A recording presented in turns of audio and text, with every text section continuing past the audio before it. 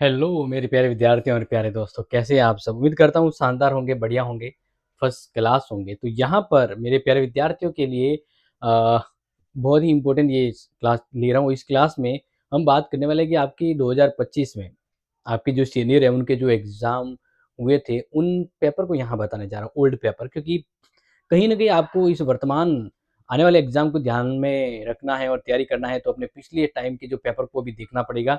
और हाँ, इनके सॉल्यूशन भी आएँगे और इन पेपर के देखने के बाद आपको मॉडल पेपर भी मिलेगा कि कौन से प्रश्न अब आपको तैयार करने चाहिए। यहाँ पर मैं आपको स्किल कोर्स के बारे में बताने जा रहा हूँ और मेन पेपर के बारे में भी। तो क्योंकि हम बात कर रहे हैं लगभग जो हमें उपलब्ध हुए हैं पिछले साल के जो पेपर हैं, उसी पर बात करें पिछले साल के पेपर, तो नोट कर लीजिएगा और समझ लीजिएगा, ठीक है? देखिए, यहाँ पर हम बात करते हैं, सबसे पहले यहाँ पर है पॉलिटिकल साइंस का पेपर। पॉलिटिकल साइंस का पेपर देखो, ध्यान रखना, आपका जो एग्ज़ाम होगा ना, एग्ज़ाम में जो पेपर आएगा, पेपर 2 पार्ट में आएगा। पेपर जो है 2 पार्ट में आएगा, ठीक है ना? Part A, part B. Part A में क्या होगा, छोटे प्रश्न आएँगे 10, 2-2 नंबर के। इस तरह से आपके 20 नंबर हो जाएँगे और 3 लाइन में उत्तर देना है। फिर पार्ट बी में आपकी प्रति इकाई से 2-2 प्रश्न आएँगे। प्रति इकाई से 2-2 आते हैं और इस अकॉर्डिंग आपकी टोटल कितनी इकाई है? 5। तो बड़े प्रश्न आपको कितने देखने को मिलेंगे? मिलेंगे तो 10, लेकिन आपको प्रति इकाई से करना 1-1 है। तो 5 इकाई से 5 प्रश्न करना है। तो इस तरह से आपको 5 प्रश्न करने, प्रति प्रश्न 12 नंबर का होगा, तो ये 60 नंबर होंगे। तो 20 और 60 80 नंबर, ठीक है? तो ये आपका पेपर रहेगा। जैसे कि यहाँ पर देखो, पार्ट अ में देखें तो 10 प्रश्न छोटे। पहला, राजनीतिक सिद्धांत का विषय क्षेत्र। दूसरा, अनुभाविक राजनीतिक सिद्धांत क्या है? ये दूसरा प्रश्न था। इसी तरह से राज्य का अर्थ क्या है? राज्य का आंगिक सिद्धांत।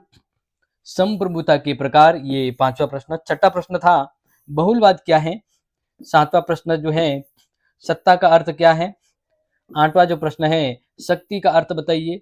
9वां प्रश्न है, लोकतंत्र के प्रकार बताइए। 10वां प्रश्न है, नियंत्रण व संतुलन का सिद्धांत बताइए। बहुत अच्छा प्रश्न है ये। इस प्रकार से अ खंड में 10 प्रश्न ये थे, ठीक है? अब बात करते हैं पार्ट बी। बी में यूनिट वाइज, जैसे पहली इकाई से प्रश्न आए थे 2, राजनीतिक सिद्धांत की आवश्यकता को स्पष्ट करते हुए इसके क्षेत्र को बताना है। फिर इसके अथवा में था, परंपरागत राजनीतिक सिद्धांत की विशेषताओं का वर्णन कीजिए। फिर इकाई 2 में था, आधुनिक राज्य के कार्यों का वर्णन कीजिए, या उसके अथवा में आपको इन दोनों में से कोई एक करना था, तो राज्य के आंतरिक सिद्धांत का विश्लेषणात्मक कीजिए। या तो ये करो या ये करो, हर इकाई से एक-एक करना था आपको, ठीक है? फिर इकाई थर्ड, संप्रभुता का अर्थ और विशेषताओं का वर्णन कीजिए, या संप्रभुता के तत्व और प्रकारों का वर्णन कीजिए। क्लियर?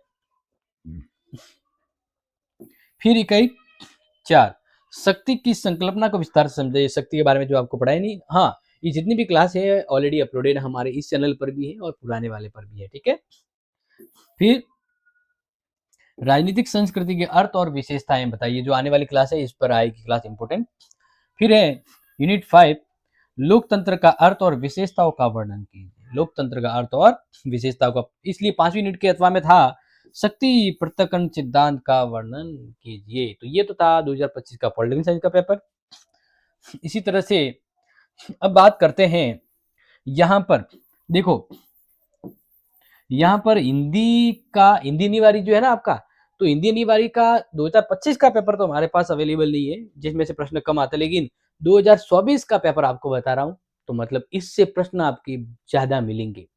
2024 में जो पेपर हुआ था, मतलब ये पेपर देख के तैयार कर लिया उस स्टूडेंट का, तो वाह वाह हो जाएगा। तो देखिए, यहाँ पर बात करते हैं, भाषा की परिभाषा दीजिए। सर्वनाम किसे कहते हैं? ऊष्म व्यंजनों का उल्लेख कीजिए। स्वर संधि के सभी भेदों का नाम बताइए। समास किसे कहते हैं? नेक्स्ट, अर्थ के आधार पर वाक्य के भेद। हाँ, आप कहेंगे सर ये तो, हाँ तो वैसे बता देता हूँ, क्योंकि इस बार जो है ना, जेएनयू का पैटर्न बदल गया।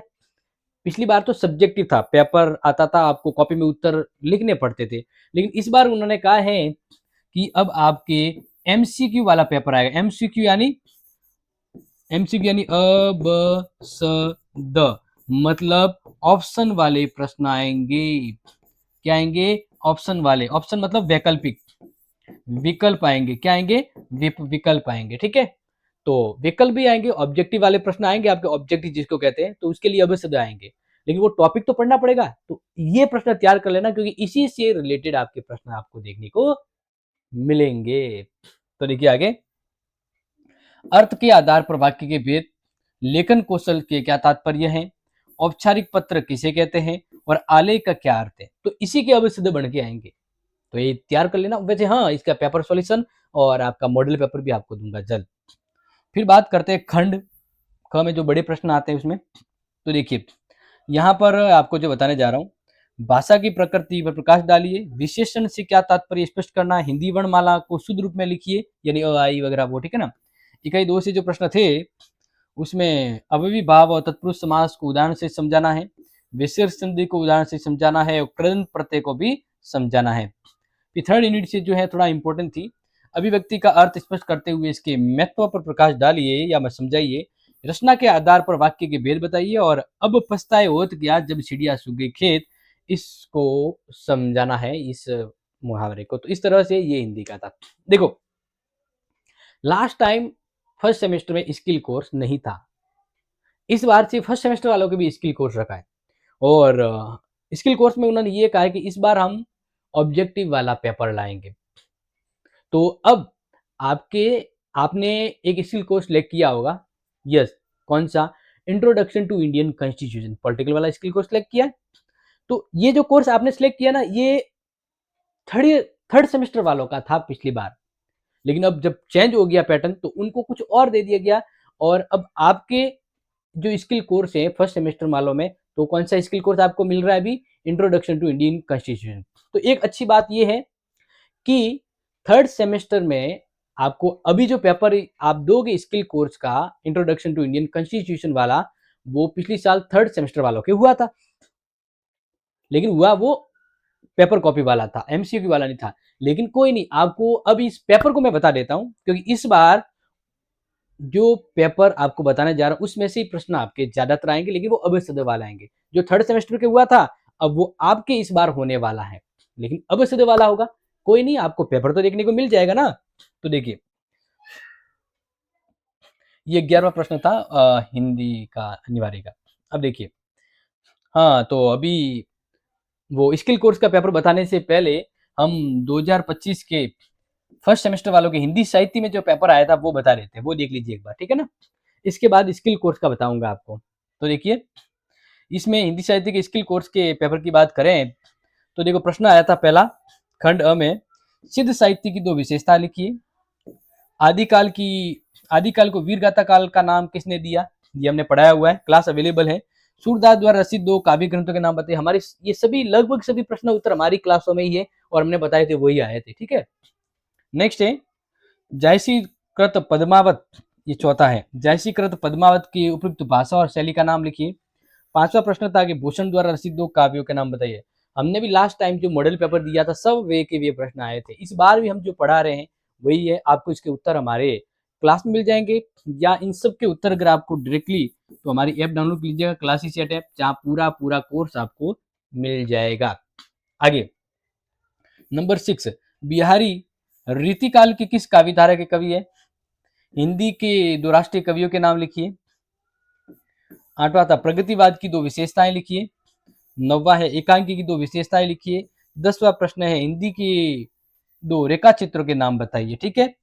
हिंदी साहित्य का अब पार्ट ब की बात करूं तो पार्ट ब में प्रश्न था कि आदिकाल जो है ना, आदिकाल जैन साहित्य जो है उसमें उसका परिचय देना है, या रासों से आप क्या समझते हैं, हिंदी रासो काव्य परंपरा का परिचय दीजिए।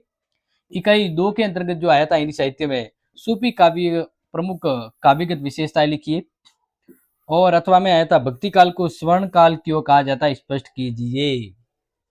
नेक्स्ट है यूनिट थर्ड, तो यूनिट थर्ड में जो आया था घनानंद प्रेम के पीर के कवि हैं स्पष्ट कीजिए, और इसी तरह इसके थर्ड यूनिट अथवा में था रीतिबद्ध और रीतिमुक्त काव्यों में अंतर बताइए। सेम टू सेम प्रश्न हमने करवाए थे और वही प्रश्न एग्जाम में देखो आए थे। भारतेंदु युग की काव्य प्रवृत्तियों का वर्णन कीजिए, या इसके अथवा में आया था नई कविता की विशेषताओं का वर्णन कीजिए, और अंतिम जो 5वीं यूनिट थी उसके अंदर प्रश्न आया था हिंदी नाटक के उद्भव और विकास यात्रा पर प्रकाश डालिए। ऐसा का ऐसा प्रश्न आया जो हमने बताए थे। और स्मरण विद्या के उद्भव और विकास क्रम पर प्रकाश डालिए। ठीक है, तो अब मैं आपको स्किल कोर्स बता देता हूँ। इसी तरह के प्रश्न आएंगे लेकिन एमसीक्यू वाले आएंगे। ठीक है, तो देखिए यहाँ पर समझिएगा, संविधान सभा की पहली बैठक कब हुई, प्रारूप समिति के अध्यक्ष कौन थे, भारतीय गणराज्य क्या है समझाना है, फिर भारतीय संविधान की दो विशेषताएं लिखिए। पांचवा प्रश्न था समानता का अधिकार क्या है, शोषण के विरुद्ध अधिकार क्या है। सातवां था कौन से संविधान संशोधन के द्वारा मौलिक कर्तव्य संविधान में जोड़े गए। फिर इसी तरह से किस समिति की सिफारिश पर संविधान में मौलिक कर्तव्य जोड़े गए, तो अभी बता दिया। अनुच्छेद 44 क्या है, दो राज्य नीति निर्देशक तत्वों के नाम लिखिए। इसी तरह से संविधान क्या है, भारतीय संविधान के महत्व का उल्लेख कीजिए। यहाँ पर ये पार्ट आपका बी था। और भारतीय संविधान सभा के गठन के बारे में बताइए। तो ये लास्ट टाइम पेपर था, इस बार आपके अवश्य वाला आएगा, लेकिन प्रश्न इसी टाइप के अंदर से निकल के आएंगे। फिर संविधान की मुख्य विशेषता का वर्णन कीजिए या भारतीय संविधान में उल्लिखित मूल अधिकारों का वर्णन कीजिए। और थर्ड यूनिट में था कि भारतीय संविधान में उल्लिखित मौलिक कर्तव्यों का उल्लेख लिखिए या राज्य नीति निर्देशक तत्वों का वर्णन कीजिए। क्लियर। तो इस तरह से प्यारे विद्यार्थियों, आपको ओल्ड पेपर बता दिया ताकि आपको न्यू पेपर का आइडिया लग जाए। ठीक है ना। अब आपको नोट चाहिए तो पता है आपको कहाँ मिल जाएंगे, क्लासेस सेट ऐप पर। ओके, और बाकी इस पेपर की सभी क्लासेस अपने चैनल पर अवेलेबल हैं। हम जल्द मॉडल पेपर इंपॉर्टेंट क्वेश्चन लेकर आएंगे, बस जुड़े रहिए और क्लास को अपने दोस्तों को शेयर जरूर कर लीजिएगा। मिलते हैं अगली इंपॉर्टेंट क्लास में, तब तक के लिए टेक केयर। जय हिंद, जय भारत।